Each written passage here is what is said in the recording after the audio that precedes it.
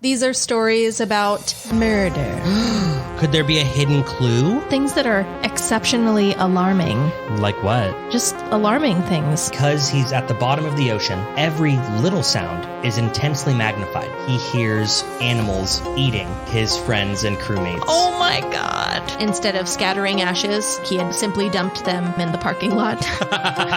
In Germany, before a royal court. Thought she was Polish. No, the magician is Polish. This is 3 Shots In. And today, we're talking about...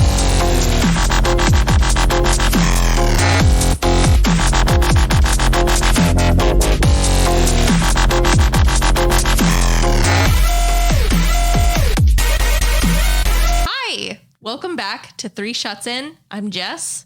And Jake... I'm not Jacob. No, you're not. Jake is not here Fuck for the that guy. second time. I know, he's the worst. I fucking hate him. You guys fucking hate him too, sure. I'm positive that you do. How do you not hate a nose like that? It just sucks up all the air, right? Uh-huh. Drips everywhere. Oh, it's drippy too. It's drippy. It's hairy as Hairy, well. drippy. It's monstrous. It's an abomination. He's not even here to defend himself. I know. Fuck him. He's so mean. Yeah, whatever. Fuck him. He's mean to I'm in Vegas. Not anymore. That was last week. This week, I don't know where the fuck he is. He's like, My wife is dragging me places. I texted him and I was like, hey, just so you know, this is the topic this week. And he was like, Jessica, I told you I'm flying out that day. I'm flying to the Bahamas this already week. told you I'm flying out. Jessica, I already told you I'm going to tea time with the Queen this week. I know. My loafers need shining. He thinks he's so much better than me. Before we move on to the rest of this podcast, we're going to say thank you to our patrons, me and Jacob in spirit. Thank you, patrons. You're wonderful. You're attractive. I have one across the table from me right now. Wow. I get those fringe benefits from my patronage. That's exclusive to you, though. No other patron gets that. Yeah. Thank you very much, patrons. We always appreciate your support. Terry? Yes. What did we take shots of? We took shots of 99 bananas. Listen, I thought it was fine. It was, you motherfuckers are such pussies. Like, oh, Jacob has a whole post. Now, don't get me wrong. It's hilarious. It was well edited. It was hilarious. Oh, thank you. But it's a whole post dedicated to how much of a sandy vagina he has. Jesus. And then you're like, well, my dad feels the same way. I'm like, well, you know what? For the record, Ryan, you're a bitch. That was not you bad. Just looked him in the eye. I did. So that's the other thing about the 99 bananas. I got a nice fucking buzz from that, and I don't feel disgusting. I don't mind that. Clear liquor is the cleanest buzz. It's good. And our drinks tonight? Listen. Simple pimple. Anytime I will be on this show, I will take shots willingly. I'll be the 99 bananas guy. It's fine. Y'all are bitches. It's not fine. Pussies. Don't listen to him. He has... I don't know what the Marines had him do. He's huffed one too many markers, licked one too many windows. Eaten one too many crayons. No, it's every weekend getting drunk as fuck off of like the cheapest whiskey you could find. Yeah. Yeah. Which is why I recommended CB Jackson. Is that what's in here? Yeah, it's good. You tried it by itself? Yeah. You did? I had a little before I made the drinks. Just to see what it was like? It's not bad. Okay. I mean, well, credit then to the shopkeep at the Fat Dog. Shopkeep. Yeah.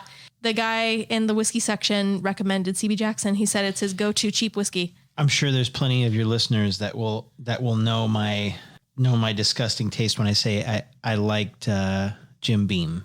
Piss whiskey. Yeah. Pisky. Yeah. Jim Beam with Coors shooters. Ew. Shame on you. Sorry. Not shooters. Coors. That's the Marine way. Coors and Hoors. Yeah, I married one. You know what I'm saying? Well. Yeah. Would you care to spin the wheel? Sure. I know it's intimidating. It's so large. I know. I can't tell where I'm reaching to spin it, though.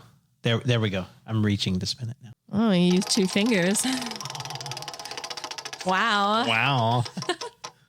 All right.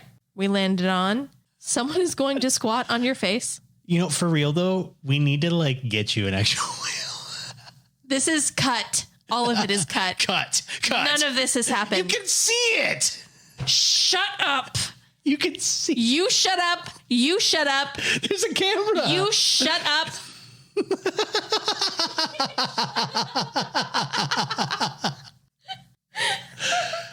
You keep it to yourself. It's like not I don't have to keep it to myself anymore. Like you have exposed yourselves. It's like not mentioning Santa Claus to 4 to 6-year-olds.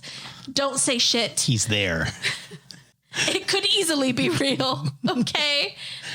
Anyway, it landed on. Someone is going to squat on your face. Name the worst person. And it ends Lizzo. there. Wow.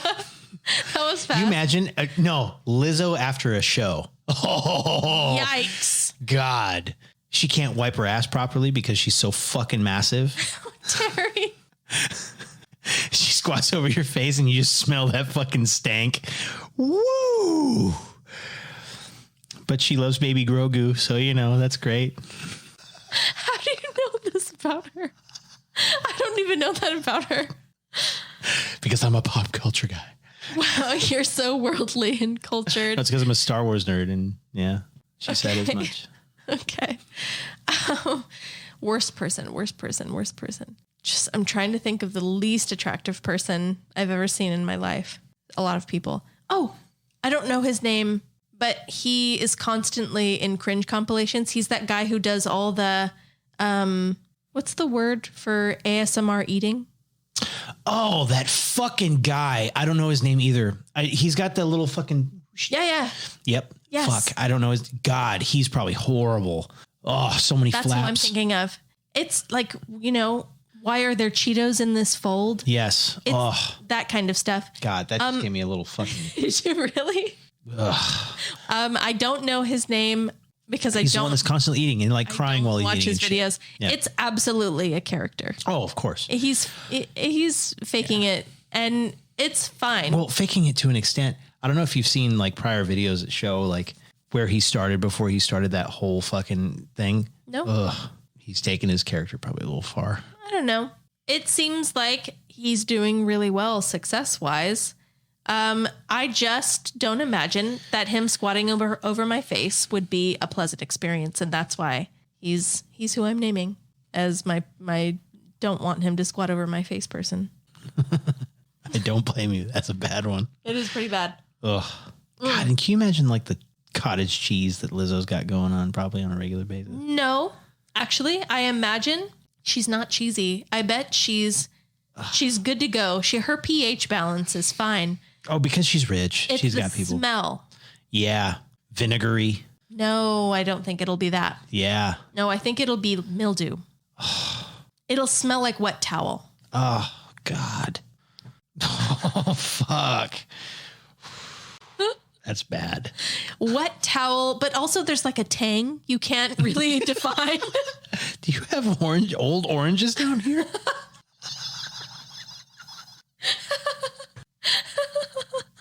That's fucking nasty. It's kind of like if you took the scent of mayonnaise and enhanced No. We talked about mayonnaise banana sandwiches tonight. We can't do that. We can't associate those things. Lizzo pussy and bananas on a piece of bread. Hanzo, listen to her not. She is an awful horse. That's what she is. She got that mayo pussy. Ugh, God. That mussy. That's so fucking nasty. I'm sorry, Sam. She's listening. Katie, you too. I apologize. She doesn't apologize. She's so full of shit. 12 years I've been with this bitch. She's not sorry. 12 years. No, we've been together for 12 years. Together, but yeah. 12 years married in November. Yeah, but 12 years. You poor man. Well, we have satiated the wheel. The wheel has been satiated. First wheel spin. Its blood. It's done. First up is you.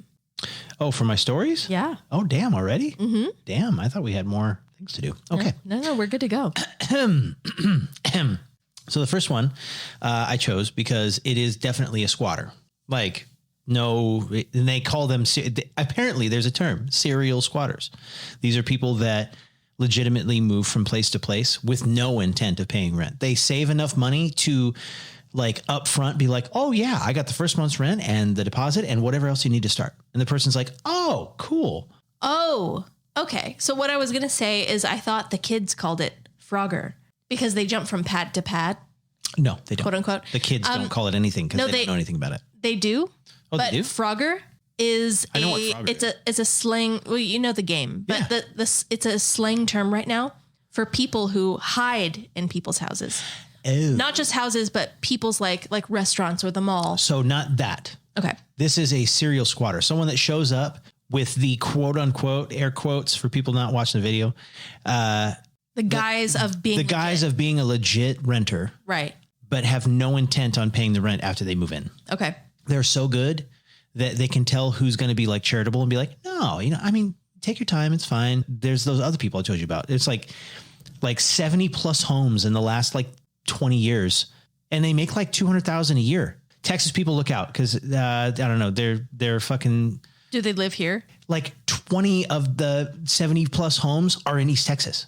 But these people apparently make close to $200,000 a year, and they have 4 kids, and somehow they know how to have fudged the paperwork to make it so that when the homeowner searches them, background checks them and does all that stuff, everything checks out. They are so learned in the eviction process and so learned in renters law that they'll push it until the just barely point to before they start getting charged with something.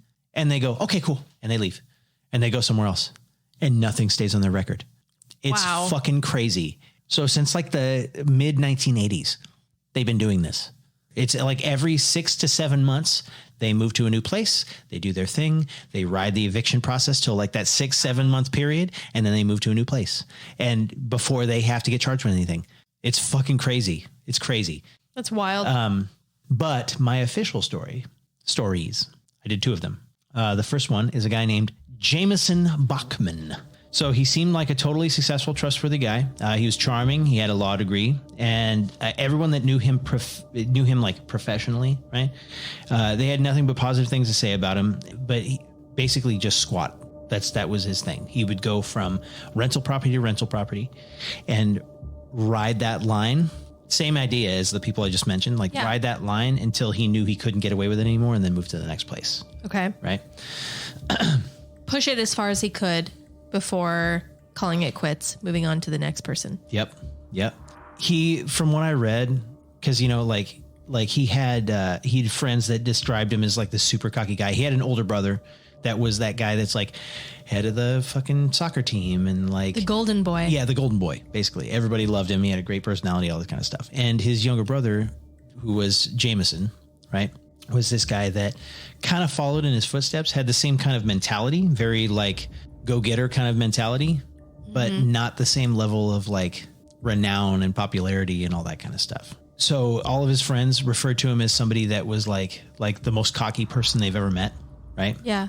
After he got out of high school, he went to a place called Tulane University. It was around 1970s, right? Mid 1970s. And he witnessed a murder at his fraternity dinner, which he claimed later, changed his whole thing, changed how his brain worked and stuff like that. But his perspective or whatever. Yeah. It was a long-standing kind of squabble over. This sounds so fucking nerdy. It's so funny. I was reading this. I was like, really? What the fuck? But a long-standing squabble over library etiquette resulted in one of Bachman's friends being violently stabbed in front of 25 people that night. Oh my God, he stabbed somebody? So some random dude, it was over library. Your library etiquette is bad. You're not whispering in the library. Die! What the fuck?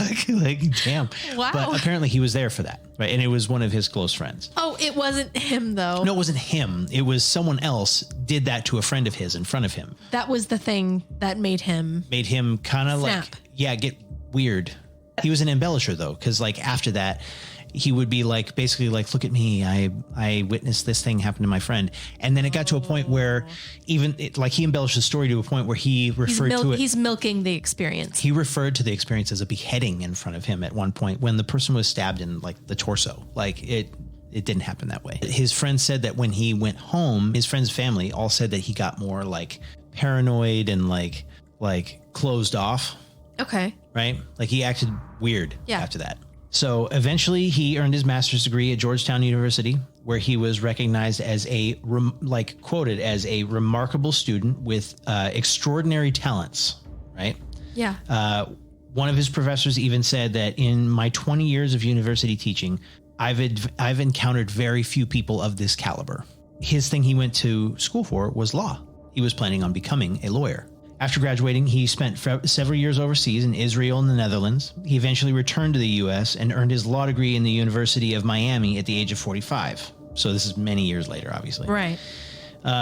He never became a practicing attorney because he failed his bar exam on the first attempt in 2003 and never tried again after that. But people start realizing like kind of what he put his law degree towards, like what his law stuff came to. Oh. Because he started manipulating the rent process and all that kind of stuff, right? Around 2006, he moved in with a lady named Arlene Hyrabedian. The two had been casually dating, and Bachman told Hyrabedian that he would need to stay with her for about 2 months. 2 months stretched into 4 years. Whoa. Okay. Bachman only paid a single month's rent the whole time. Finally, in 2010, the female Hyrabedian, I'm just going to call her Arlene. Arlene slapped Bachman during a heated argument about his refusal to pay the bills. Whoa. He grabbed her throat in response, but she escaped and ran out of the house.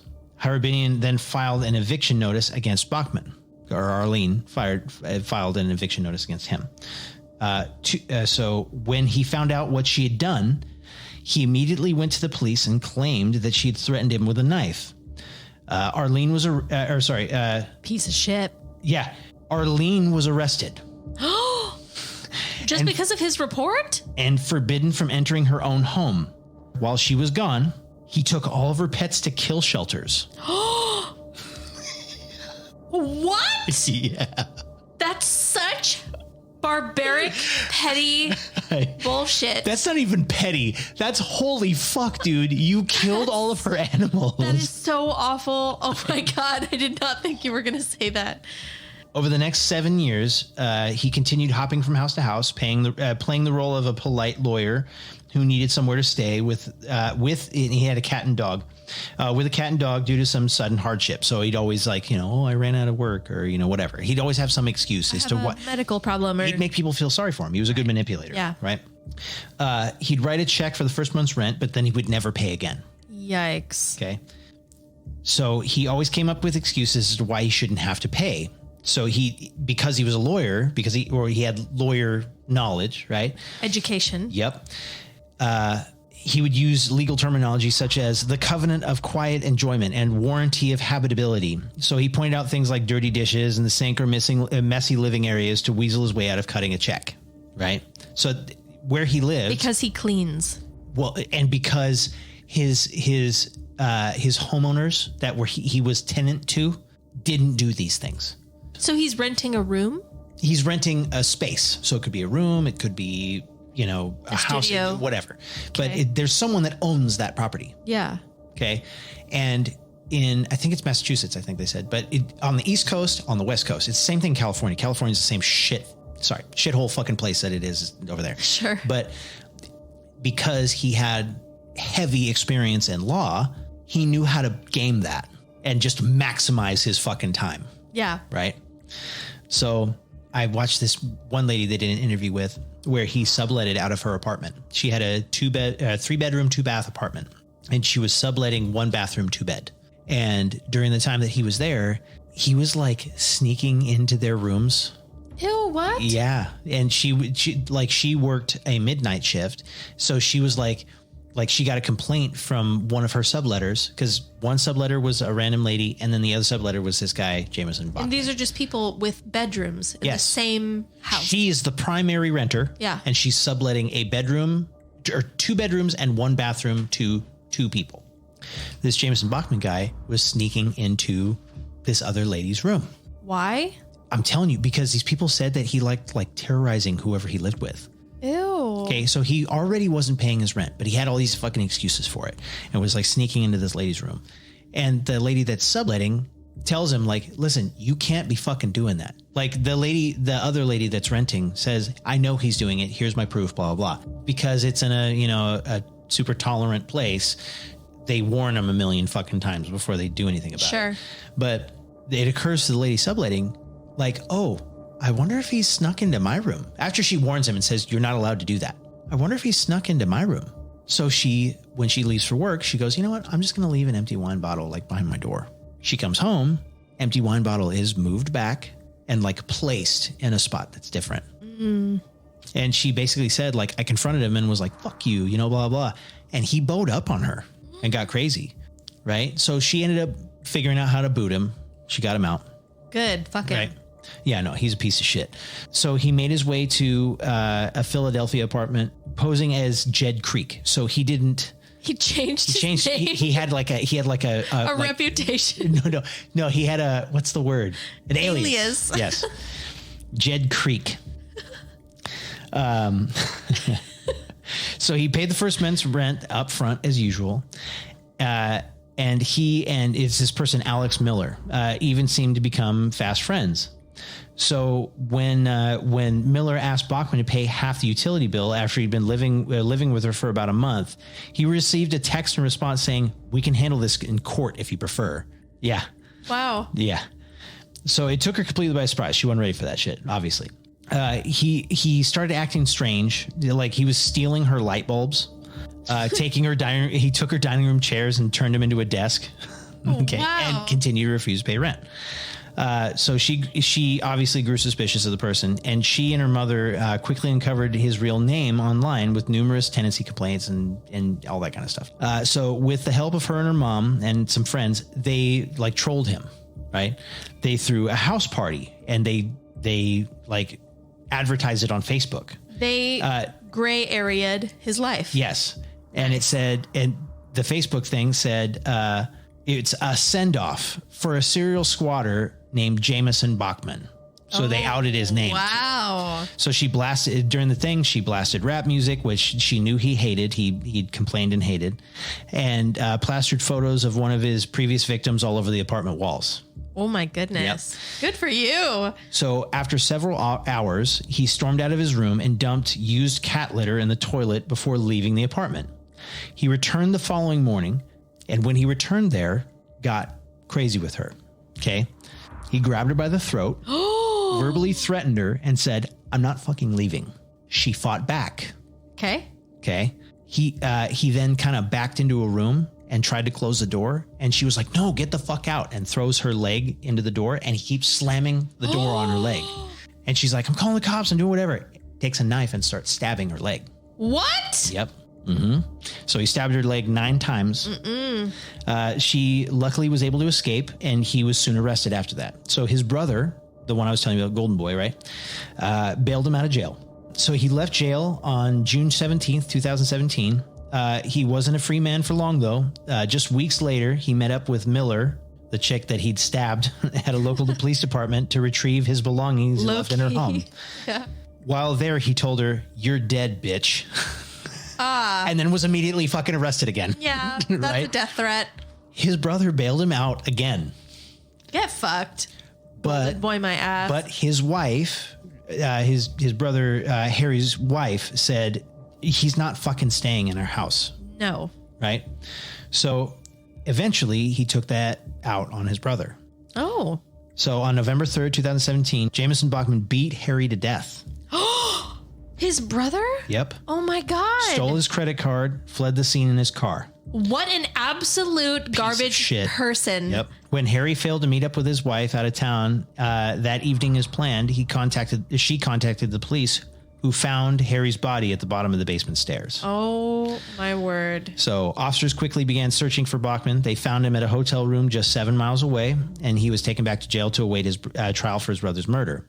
But he never made it to trial. He ended up hanging himself in his jail cell. Good. Rest in piss. Yeah. Jameson. Piece of shit, Jameson. Buchanan or whatever the fuck your name Bachman. is. Bachman. Cunt. Anyway, next one. You said that was your small one. That's a small one. So. The other one's worse, I thought. It is. Dorothea Puente. She was born Dorothea Helen Gray on January 9th, 1929 in Redlands, California. So her mother was 1929. Yeah, she was an older lady. Oh wow. Yeah. So Her mother was Trudy. Her dad was Jesse James, and not the Jesse James Gray. He's a different guy. Okay. Her parents were both super major alcoholics, and her father repeatedly threatened to commit suicide in front of her and her six siblings. Whoa. And her mother repeatedly told them that she would give them up for adoption. Yeah. Oh, so like a nice casual childhood. Yeah, great childhood. Her father ended up dying of tuberculosis in 1937. He was a World War I vet, and I guess it was a mustard gas thing that ended up killing him. And then her mother, who was a hooker, ended up dying in a motorcycle accident a year later. So her and her six other siblings were immediately orphaned. And they remained in an orphanage where they were, at least they said for her, she was like extensively sexually abused in that orphanage for like a really long time. Poor baby. And then I guess family in Fresno found out that everything had happened. Yeah. And they ended up adopting her. I don't know what happened to the other six siblings, but for her, they adopted her, right? So it's possible they adopted all of them. It's possible. They didn't elaborate on that. But she ended up living in Fresno up until she was about 16.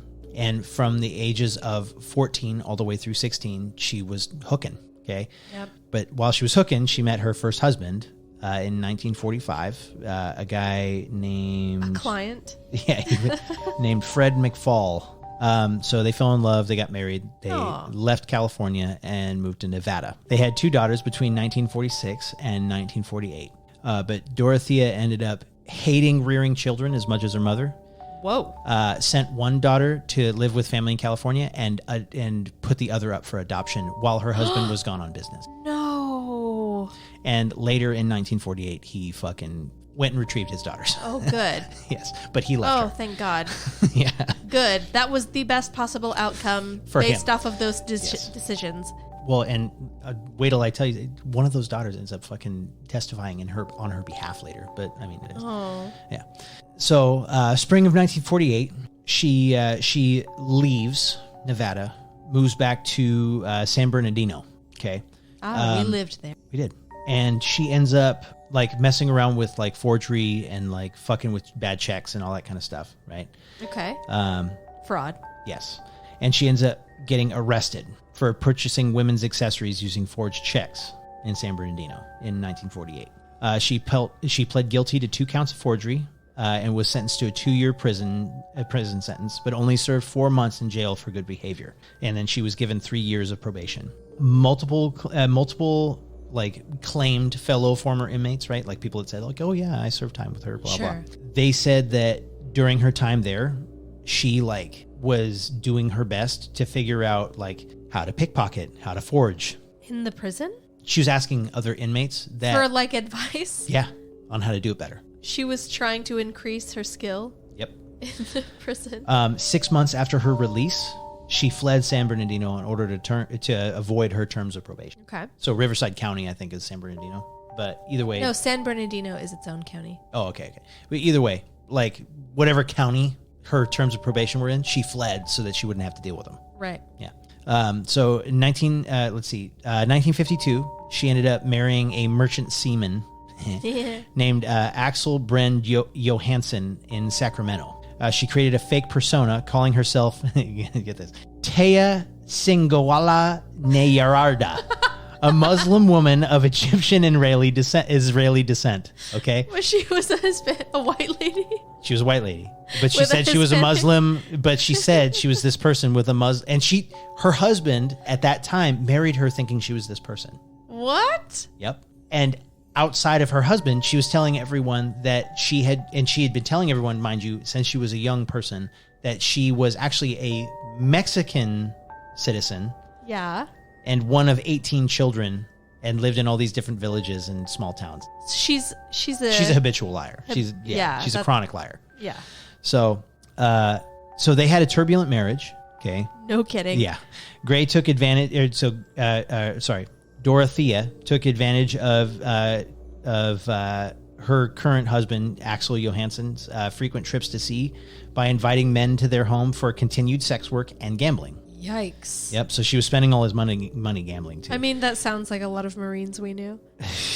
But the problem too is that, he'd get home and find out that money was missing, and then, it's backhands galore. Oh, So he was that he was kind also of husband. he was also abusive. I understand. Got During it. this time, she also treated locals in her area as a holistic doctor and used her persona as a Mexican-born citizen to trick people into thinking that she would practice the same medicine in her same medicine as she did in her hometown and surrounding village. Oh. Yeah. So she was working. She was an entrepreneur.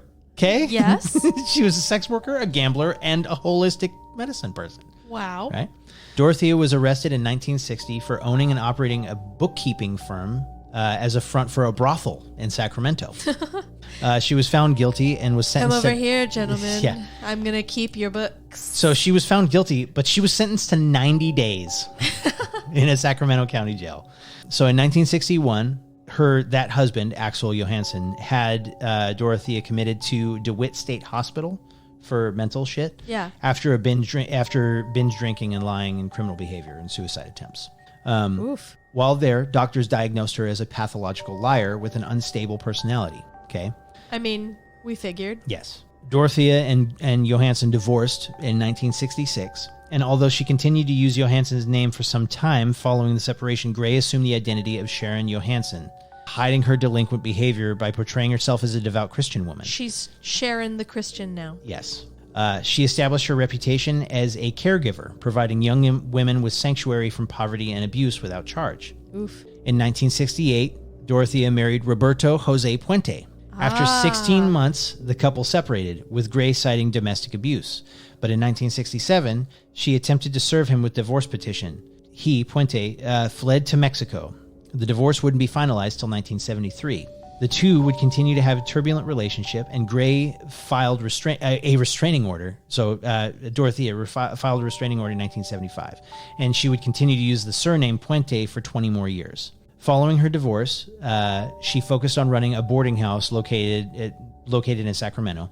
She established herself as a genuine resource for the community to aid alcoholics and homeless people and mentally ill people and all that kind of stuff, right? She's a charitable person. But she had Alcohol Anonymous? AA. Yeah, AA meetings, but unregistered. So like she didn't have any of the proper Yeah. certifications Go to ahead. do that. Yeah. But she also managed to worm her way into really elite circles. So she was best buddies with the governor of California and all these fucking representatives and all these people, right? Yeah. Because she's a fellow liar, like the rest of fucking politicians. They have something in common. Yeah, they're all fucking pieces of shit. But she changed her public image to that of a respectable older matron by putting on vintage clothing. So she wore purposely wore a lot of grandma clothes and stuff to make her look super innocent. Say what you Yeah. want. I know what you're all thinking, and I think it too, but that's an expert manipulator. Listen, when it comes to her trial, it makes a fucking difference. And No! You'll see. So she wore granny glasses, let her hair turn gray, didn't dye it or anything, right? She also established herself as a respected member of Sacramento's Hispanic community by continuing to use the name Puente and use the whole story about, I was a Mexican citizen and blah, blah, blah, right? Yikes. So she funded charities, scholarships, radio programs, all that stuff that had to do with the Hispanic community as well. She eventually met and married Pedro Angel Montalvo, though Montalvo abruptly left the relationship a week after marriage. And a bunch of people said it was basically he was using her for citizenship. Bullet That's what he was dodged. doing, yeah. Good for you, Yeah, guy. no, good for you. Yep. So in 1978, she was charged and convicted of illegally cashing 34 state and federal checks that belonged to her tenants. With her, because she had her what's it called, boarding house. Sure. She was given 5 years probation and ordered to pay $4,000 in restitution. In April 1982, she was 53, and in April 1982, she had a roommate in her upstairs. It was an upstairs apartment in this person's house, right? And they wanted to start a business together. It was her roommate, Ruth Monroe, and Ruth Monroe ended up dying from an overdose of codeine and acetaminophen, but she was also collecting Social Security. And weirdly, all those Social Security checks ended up going to Ms. Puente. Interesting. Yes. Puente told the police that the woman was very depressed because her husband was terminally ill. The authorities left the cause of death as undetermined since there was such an excessive amount of of acetaminophen and codeine, and she was bedridden at the time. They were like, oh yeah, she was depressed. She probably... She offed herself or just pushed it. And because she looked like a sweet old granny, they didn't think to blame her, even though the lady's family was like, what the fuck? Yeah. A few weeks later, the police returned after Malcolm McKenzie, a 74-year-old pensioner, so someone that's on retirement, one of 4 elderly people Puente was accused Puente of drugging and stealing from him. On August 18th, 1982, Puente was convicted of 3 theft charges, sentenced to 5 years in prison. There she began corresponding with a guy named Everson Gilmouth. So like doing pen pal shit. Pen pal shit? Pen pal shit. Like with this guy, Everson. They're just buddies. Yes. She's not looking and for it's someone that she got hooked 6th husband or whatever number this is. It doesn't end up becoming a husband, but it ends up becoming close enough. A thing. Okay. So he's a 77-year-old retiree from Oregon. A pen pal friendship developed, and when Puente was released in 1985 after serving 3 years of a 5-year sentence, he met her outside the prison driving a 1980 Ford pickup. Red 1980 Ford pickup. Their relationship developed quickly, and the couple were soon making wedding plans. Interesting. In November of 1985, Puente hired a man named Ismael Flores to install some wood paneling in her apartment. For his labor and $800, Puente gave him a red Ford pickup, which she stated belonged to her boyfriend in Los Angeles, who no longer needed it. Oh no, he's dead. She asked Flores to build a 6x3 by 2 foot box to store books and other items. Can you build me a coffin? Can you build me a coffin-sized box? I just want to put my books in a coffin. And he was like, I can do it. You give me the port truck. It's no problem. It's no problem. I got it. She then asked Flores to transport the filled, sealed box, no questions asked, to a storage depot, and Flores agreed, and Puente assisted him. Puente told Flores to stop while they were on Garden Highway in Sutter County and dumped the box of junk on the riverbank. Books. Yeah, books and other items on the riverbank at an unofficial household junk dumping site. On January 1st, 1986, a fisherman spotted a suspicious-looking coffin box near the river and called police. Investigators opened the box and found a badly decomposed and unidentifiable body of an elderly man inside. Puente continued to collect Gilmouth's pension and wrote letters to his family explaining the reason he had not contacted them was because he was ill. She continued to maintain a boarding house, taking in 40 new tenants. Gilmouth's body remained unidentified for 3 years. Don't forget, this is the 80s, so the forensic science is a fairly new thing. So, Puente continued to accept elderly boarders and was popular with social workers because she accepted referrals of the tough cases. So people with like drug problems, mental instability. Because she was going to kill them anyway. She didn't, but they didn't know that, right? So, including drug addicts and abusive tenants, she collected the tenants' monthly mail before they saw it and paid them stipends. So basically was like, here's your allowance. I'm going to collect the rest as expenses to cover your living costs. Yeah. During this period, parole agents visited Puente at least 15 times. Though she'd been ordered to keep away from the elderly and refrained from handling government checks, no violations were ever noted. Suspicion was first aroused when neighbors noticed odd activities of a homeless alcoholic known only as Chief, whom Puente stated she had adopted, air quotes for those not watching, and hired as her handyman. Puente had Chief dig in the basement and cart soil and rubbish away with a wheelbarrow. At the time, the basement floor was covered with a concrete slab. Chief later dismantled the garage in the backyard and installed a fresh concrete slab there as well. Soon afterward, Chief disappeared. No one knows where he is. On November 11th, 1988, police inquired after the disappearance of a tenant, Alvaro Bert Montoya, a developmentally disabled man with schizophrenia, who had been reported missing by his social worker. After noticing disturbed soil on the property, they uncovered the body of tenant Leona Carpenter, 78. 7 bodies were eventually found buried on the property. Yeah. Okay. Puente was charged with a total of 9 murders. Puente's boyfriend, Everson Gilmouth, 77, and 8 tenants who lived at the boarding house: Ruth Monroe, 61, Leona Carpenter, 78, Alvaro Gonzalez Montoya, 51, Dorothy Miller, 64, Benjamin Fink, 55, James Gallup, 62, Vera Martin, 64, and Betty Palmer, 78. According to investigators, most of their victims had been drugged until they overdosed. though one was decapitated and its hands missing, as well as 2 others had been buried alive. Alive! So she drugged them enough to where they couldn't fight back, And just buried wrapped them. them up, and buried them. She didn't finish it. Nope. Oh my God. At the time, she was continuing to collect the tenants' Social Security checks to the tune of $5,000 per month, which would be equivalent to about $14,000 per month currently. Poor. Yep. During the initial investigation, Puente was not immediately a suspect. Why? Because she looked like a little fucking grandma She that looked no like one a associates, right? Little granny. And she was allowed to leave the property, ostensibly to buy a cup of coffee at a nearby hotel. Yikes. Instead, after buying the coffee, she fled immediately to Los Angeles. Yeah. Yeah, where she befriended an elderly male pensioner whom she had met in a bar. Okay. Unbeknownst to her, he fucking recognized her. Yep. What do you mean? Because the moment she fucking left, the cops put out a bolo on her, or be on the lookout for her. Yeah. And he was like, oh, he's an old retired person. They fucking pay attention to everything. So he called the cops. He was like, this bitch is here. So they came and picked her up. Right? Good for you, man. Yep. You So didn't fall prey to that pussy. he didn't. Granting a change of venue filed by Puente's lawyers, a judge transferred the trial to Monterey County. They didn't want to transfer it to fucking Riverside County or Sacramento County because they knew that people up there would be like, fuck you, death penalty. Trial begins in October 1992 and ended a year later. The prosecutor, John O'Mara, was the homicide supervisor in Sacramento County. O'Mara called over 130 witnesses.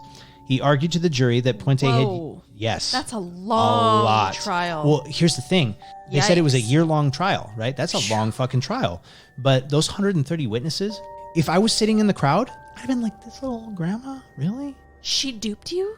I'm looking at her going, oh my God. She's good. She's good. He called over 130 witnesses. He argued to the jury that Puente had used sleeping pills to put her tenants to sleep, then suffocated them.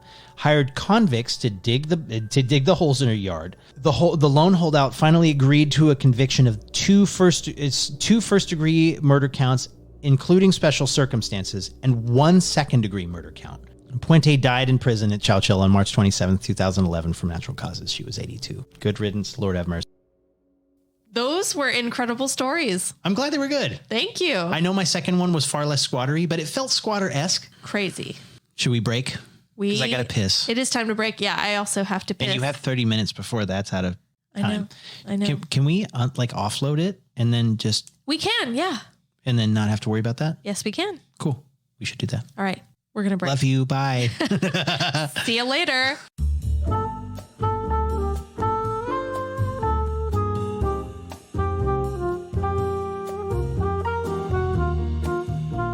Squatting. Squatting in a house. Unwelcome. That's what we just talked about. Mm-hmm. And then we talked about one lady that necessarily wasn't unwelcome in a house squatting, but like had squatter tendencies. She did move around a lot. She had squatter vibes. Yeah, squatter vibes for sure. Mm-hmm. Squatting. So they wouldn't be able to do something like subscribe to something. Regardless of that, squatting isn't it such a selfish thing? Yeah, it's fucking gross. Yeah, it's terrible. It's selfish. It doesn't work toward pleasing the consumer. No. With something quality, right? No. You're only pleasing yourself. You know who would never do something as selfish as squatting? Who? Our sponsors. That's right. Tilted Tinker, Woodcraft and Wizardry. We'd like to thank Tilted Tinker, Woodcraft and Wizardry. They are a company that makes woodcraft products. Like plaques with all sorts of hilarious sayings and coasters with sarcastic twists. All of that dry humor is mixed in with Dungeons and Dragons accessories like dice towers, dice dungeons, and DM screens. Everything is made here in the USA. Yes, a family-owned business. They use American wood in American hands. Nice. They personally create all of their merchandise. Yes, they are close friends of ours, but that's the most that we'll say. It could be anyone, but they're fantastic. They are fantastic, and it really could be anyone at all. We own many of their products. That's true. All of them are of great quality. The greatest. You can visit their website at tiltedtinker.com, reach out to them at info@tiltedtinker.com. They are Tilted Tinker on all their social medias. That's Tilted, Tinker. You should go and buy something from their website because they're awesome. And they love us. just like we love you.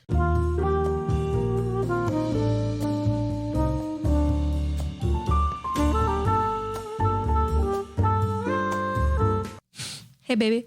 Yes. I hit my elbow on your signs. I hit it on your fucking table. God. Ow. Yeah, you're very clumsy. I wonder if that has anything to do with the alcohol. Probably. You know what would probably help to curb some of those symptoms? What's that? Party Patch. They are an affiliate of this podcast. Party Patch, it has done us so much good. Terry, you have tested Party Patch not just the night before you began drinking, but the morning after. Literally, while I was experiencing post-drinking horridness. Hangover symptoms. Oh my God. Knee deep in it. And it took like 30 minutes and I felt like a fucking new man. And then like within an hour, it was like I'd never drank the night before. It was beautiful. Party Patch is all organic, vitamin boosting. And you can have Party Patch all to yourself using our link. Go to 3shotsin.com. We've got a link for you there. 10% off your purchase. Party Patch. It can be all yours.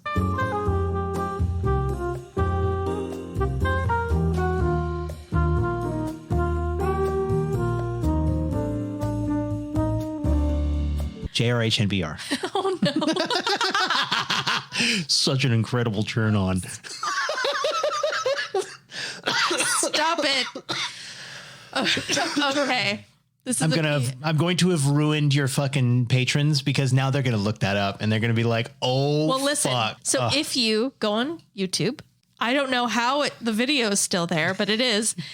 People keep fucking re-uploading it. Every time I type it in, there's some new person that's re-uploaded. It is the most foul video. You don't see anything, but you get plenty of description. It is not graphic. Okay. It is very graphic. I know it's graphic. There's a slight oomph, for lack of a better term. It's not visually graphic is what I mean. It is graphic in description. But if you go on YouTube and you search JRHNBR, which stands for just the right height, no bucket is required. Terrible. You'll find out exactly what we're talking about. And I hope you know that we have forced so many people to watch it because it has turned into it's our primer. It has become this like sick initiation. We force people to watch. Poor Kyle. You can't be my friend until you watch this video. And I hope you know before you watch it, I have forced Sam to sit down and watch it. And she did. How did your dad get away with it for so many years until just like a month ago? Well, because Dad was our first introduction to how fucked up things can be. Yeah. And even he cringed. Well, Dad thought it was fake. Yep. It's not. It is 100% real. All of it. Enjoy.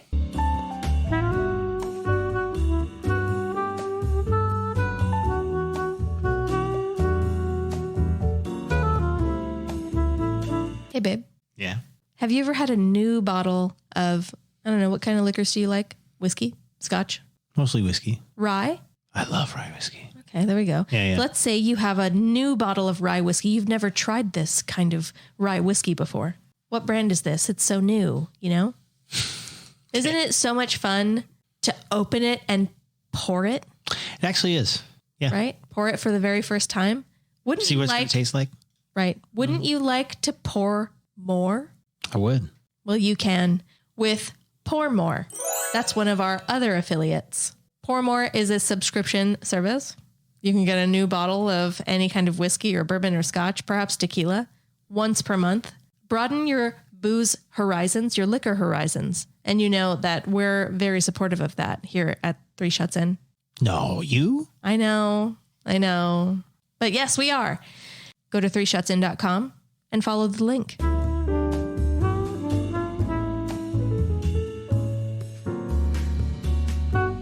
Old piece of shit. You married me. So apparently you like them old. Yeah, I do. Yeah. Silver foxes. Silverback girls. I didn't say that. I mean, can you?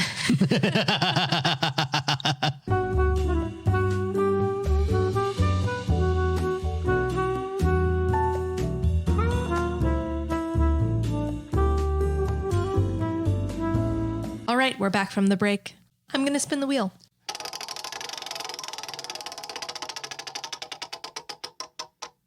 It knows the truth. Shh. The worst place, it says worst place to have to take a shit.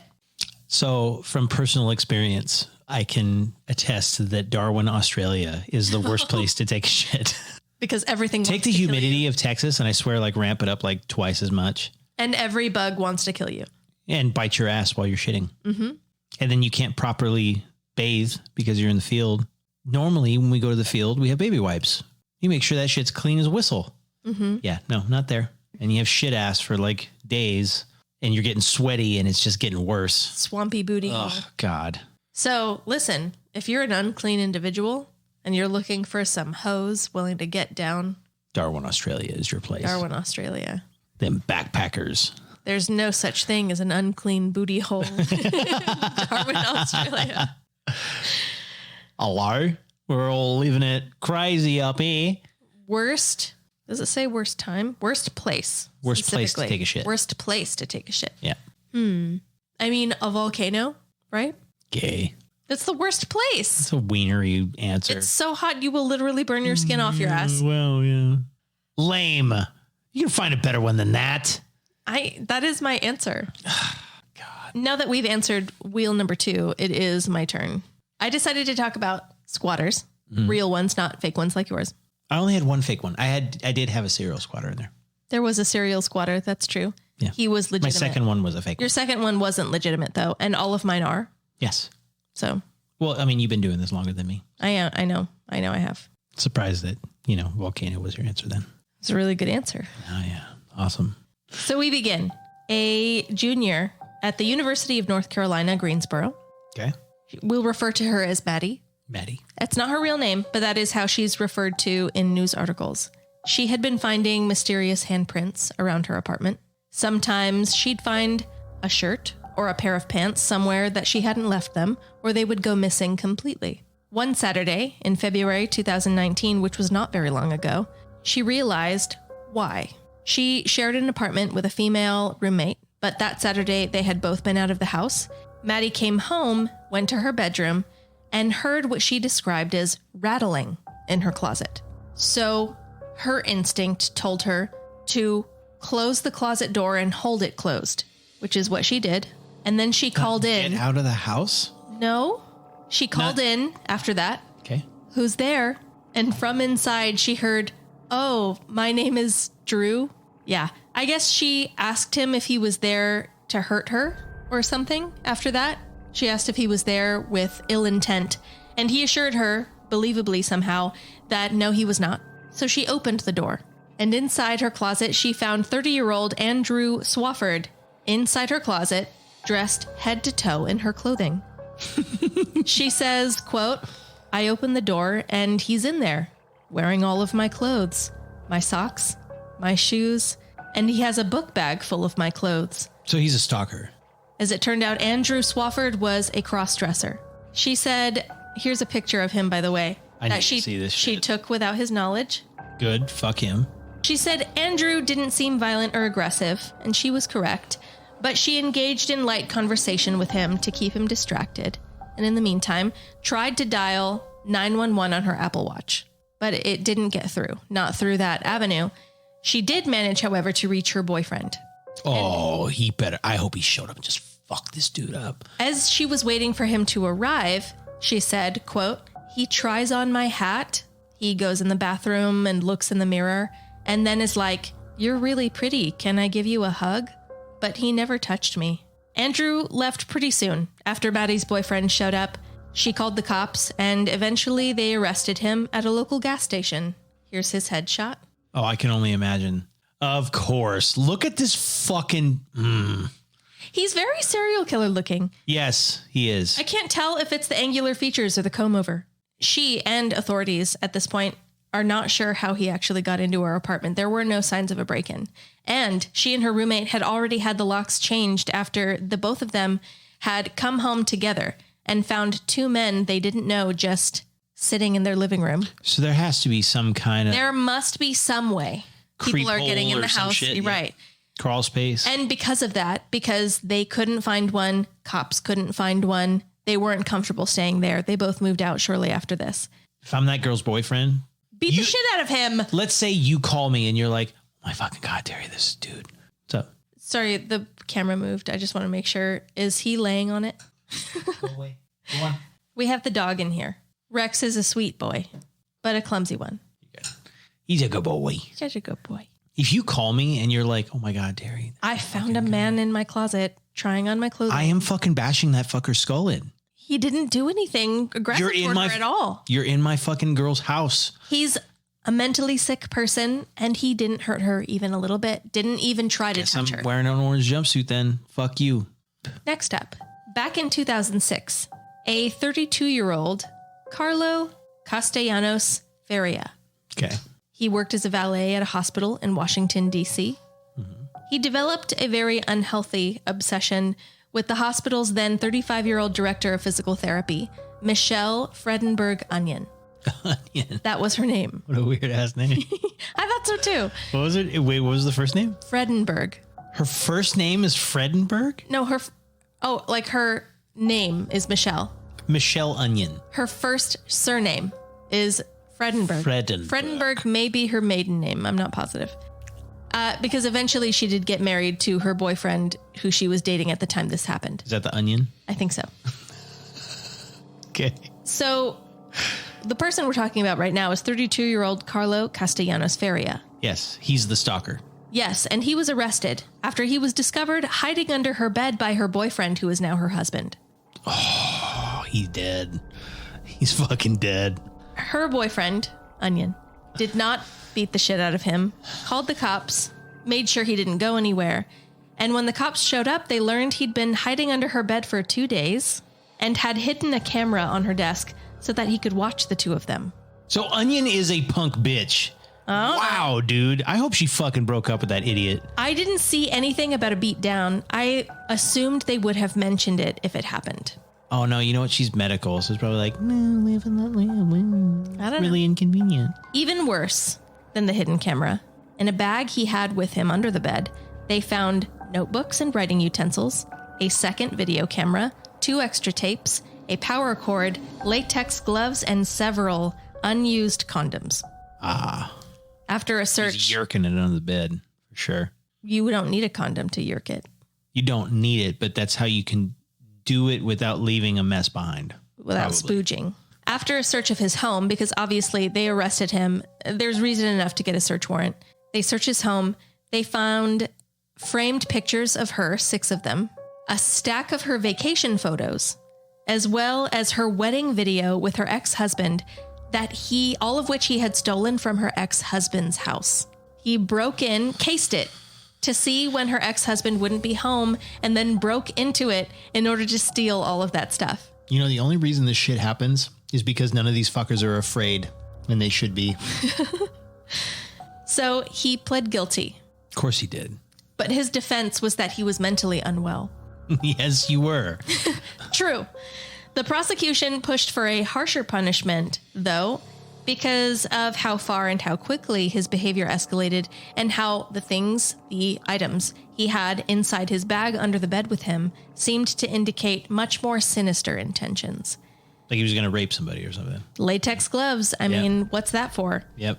When asked if he had anything to say before his sentence was given, he replied, "I fell madly in love, and that blinded my judgment." You know how that feels, right, Terry? Yeah. You know, I've hidden under your bed. Drove you crazy. I've hidden under your bed prior to you and me dating many a time. He said, "I beg your forgiveness. I need help." He was sentenced to a little over 3 years of prison time, 3 years probation afterwards, mandatory treatment for mental illness, obviously no further contact with her or her boyfriend, probably her ex-husband as well, and to be listed on the sex offender registry. See, here's the thing. Like that 3 years in prison, right? I don't understand.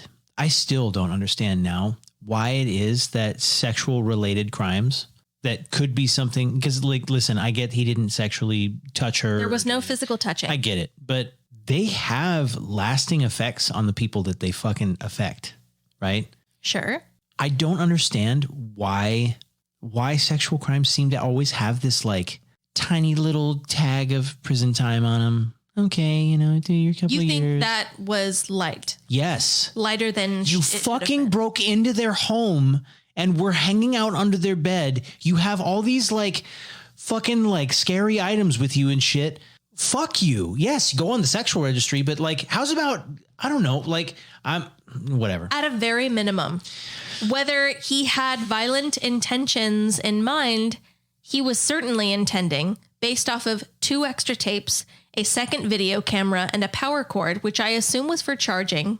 He was planning to stay there for much longer than 2 days. The thing that bothers me about that is most people that commit sexual crimes are fucking predators of some kind. The only way to make a predator stop is to make them scared. So attach a super, super harsh punishment to predatory things so that people are far less apt to do them. But Terry, he's just a sick person. Oh, shut the fuck up. I know what you're doing. I know what you're doing. I know what you're doing. Love that love made me blind. Love makes you do crazy things.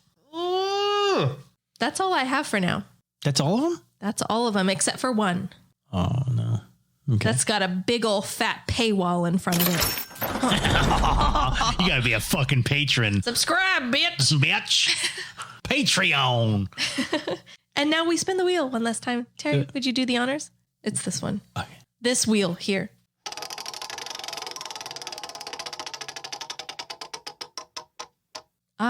It says here, you must do a squat challenge to save your life. Who is your squat partner? Parentheses, combined squats. Oh, like your squats and their squats are like what's going to save your life. So we have to name fit people. Who's the guy that plays Thor? My brain Hemsworth. Chris Hemsworth? Chris? No. I think so. He's a yoked motherfucker. That's the one. He's very fit. Yep. I guarantee you he can do 1 million fucking squats. He might be able to. I can do a bunch. I know who I'm choosing. Who? Thor Bjornsson. That's a good one. The mountain. Oh, the mountain. Yeah. He could squat me. I wouldn't have to do fucking shit. Can I take mine? No. Number of squats. If you get to name one more person, I get to name one more person too. Sure. I can concede that. So check it. Here's the thing to consider. Okay. Thor Bjornsson is the strongest man in the world. Yeah. Okay. He can lift a fuck ton once. How many can he do though? I think he's got it. You think so? Because this squat challenge doesn't say how much weight. What I'm saying is he's a guy that can lift a fuck ton of weight one time, but does he have the endurance to do a shit ton of like nothing? That's my gamble. I do think he does. Okay. So I'm in the camp. So I don't know if you heard about the little headbutt contest between Eddie Hall and I heard about it. I didn't care a lot about it. So I didn't watch it, but I heard about it. That I'm not choosing Thor over Eddie Hall. I'd probably choose Eddie Hall. Because I already took him. Because I took the winner. A, yes. But B, the other thing too is Eddie Hall is short and squatty. And I'll bet you that squatty. I bet you that even though Thor, because here's the thing, it was proven that Thor he's just stronger than him. And listen, or he just trains Eddie Hall better. is just he's a beast anyways. Who gives a fuck? They're both fucking machines, okay? Yes. Like I'm not questioning I'll bet you because it's funny because I say Eddie Hall's squattier. He's squattier than Thor Bjornsson, who's like 6'7" or 6'8". Okay. But I'm pretty sure that Eddie Hall is still like 6'2" or 6'4" or something like that. They're both enormous. So he's still unnaturally he's still a fucking enormous guy. Yeah. But because he's squattier than Thor is, I'll bet you he can do more squats than Thor can. Maybe not as much weight, but more than he can. So my second pick there is Eddie Hall. So if we're building teams of 3 now. No, we're on teams of 2 right now. Chris Hemsworth, Eddie Hall. You chose Chris Hemsworth. Who's your first? Eddie Hall. You're a part of that challenge. Okay. So, 3. Yes. God, I would be so honored to do squats with those guys. You know who I got? Who? Arnold Schwarzenegger. He's old. You're fucked. Oh, I win. It. There's no weight. Doesn't matter. You're dead. He's old. Nope. Sorry. It's good to go. Sorry, Arnold. Arnold's got it. I know because I watched someone. What was it? What kind of kick is it where you throw your whole body and you straighten it? I don't know. Roundhouse kick? No, remember like someone jumped up, ran up behind him when he was walking. Oh, like drop kicked him. Yeah. Their whole body. When? They jumped up and they straightened both legs into his back and he barely moved. When was this? I don't know, 5 years ago? Really? Yeah. I didn't see that. Really? No. We'll have to look it up. Huh. I'll have to show you. But I yeah, didn't see that. he barely moved even. It looked like he barely noticed. He kind of did this. Here's the thing. Don't get me wrong. Arnold, I guarantee you, is you don't make your life out of fitness and still and like become unfit, right? But that's the thing. Like, he's old. He has training, strength, and determination. I don't think he has anything on Eddie Hall or Chris Hemsworth. All the impressive work is being done by Thor. All the work Thor can't do is done by Arnold. All the work Arnold can't do is left to me. I got it. It's sad that he is turned in his later age. He is turned into quite the beta cuck. But out of that, I still respect the man for his past. There's so much about his past that I fucking respect the shit out of. Arnold is the reason why I give a shit about lifting at all. I can't tell you how many times I fucking like watched fucking lifting shit on Arnold when I was a kid and was like, I'm not oh ugly. I'm beautiful. I'm beautiful. Yeah. Like, Arnold is the man, regardless of the shit that he's done lately that pisses me off. I still love that guy. Like, fucking Predator is like my fucking favorite movie ever. Like, I love that movie. Our two sons still talk about the scene where he and the other actor, is that the like fucking like yoked black guy? Oh, it's Carl Weathers. They lock arms. Oh, yeah. And have that And like it's just kind of spontaneous like arm wrestle where their biceps What's are the like, matter, Dylan? CIA, have you pushing too many pencils? The kids fucking said that in line so many times. I think that's when I was a kid, that was the first time I ever saw Arnold, like in like an action movie, and like everything. Like when I was introduced to Arnold was Predator. I think, just so you know, I think Arnold was the very first fully naked man I ever saw Fully naked? When? in Terminator. He wasn't fully naked. He didn't full frontal. fully naked. You don't see his dick No, you and see balls, his ass. but he's not wearing anything that covers anything. He's just positioned in a way where you Yes. don't see it. He's fully naked. That's Okay. the first fully naked man I ever saw. I And mean, that's a man, hell was of it was it a good naked man to see? Yes, I don't blame you. Thank you, Arnold. One day, maybe. No, probably not. I'm not ever going to do steroids. So, yeah, Arnold was. That's an interesting question. Who was the first fully naked woman you ever saw? That's a tough one. I've seen so many. I know, but I feel like the first for all of us was in a film of some kind. No, it wasn't just straight to porno. not of for course, most of us. of course. I'm trying to think of what that was though. Back to the Future. Marty's mom, the lady that plays Marty's mom. Yeah. She was in another movie with Tom Cruise. Can't remember the name of the movie, but you get full frontal on her. On Marty's mom. Mm-hmm. Oh God, she's fucking hot. She was hot in Back to the Future. Oh God, but You didn't see shit and you knew. she was. You just She's knew. always been a fucking. Yeah. Yeah, she's always been good A looking. dime. I think that was the first one I ever saw. What the fuck? Now I gotta know what that movie is. Damn it. Hold on. Give me You my mentioned Nicole Kidman. Is it a movie where all three of them are in it? No. So Nicole Kidman did one, but that was way later. That was another one with Tom Cruise. God damn, Tom Cruise. All the fucking hot ass ladies. Don't start talking about that. Like Tom Cruise, Brad Pitt, Johnny Depp. They had very intimate roles with very beautiful women. Yeah, holy.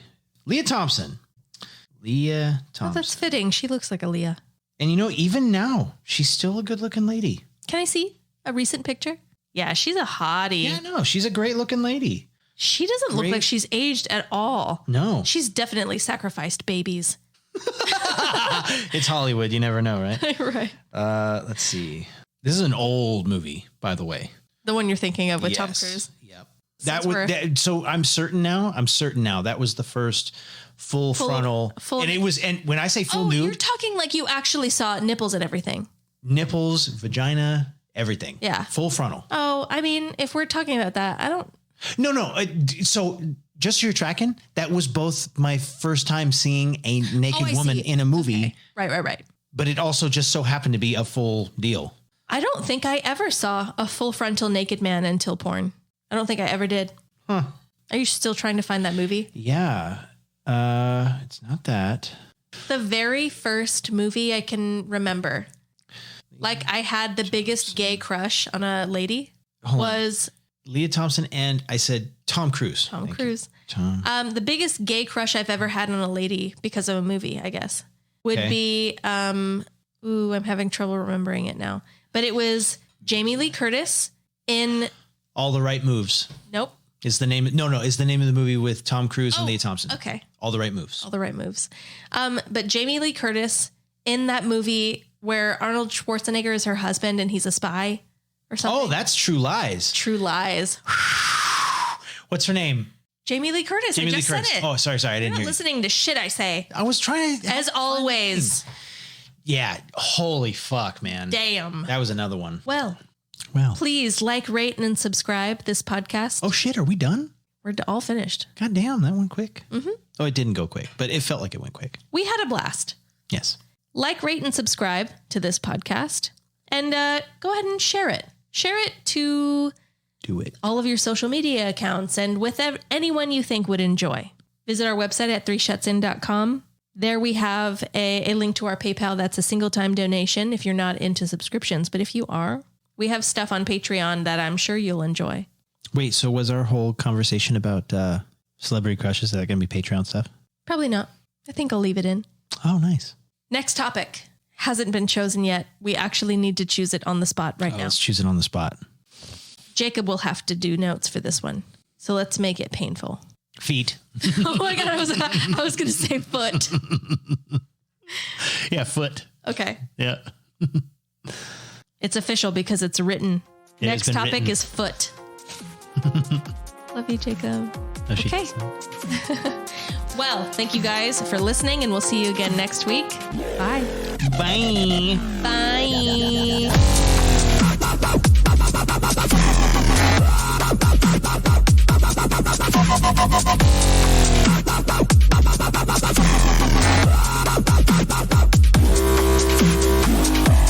JRH and VR. Just the right height. No bucket is required.